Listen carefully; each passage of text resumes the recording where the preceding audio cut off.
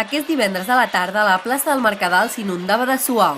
Reusencs de totes les edats van aprofitar l'esdeveniment organitzat per Brasília per prendre un bon suau envoltats de música i espectacle. Està molt ben muntat, la música està molt acorde amb l'hora que és i ja veus, hi ha gent de totes les edats i la beguda està prou bona.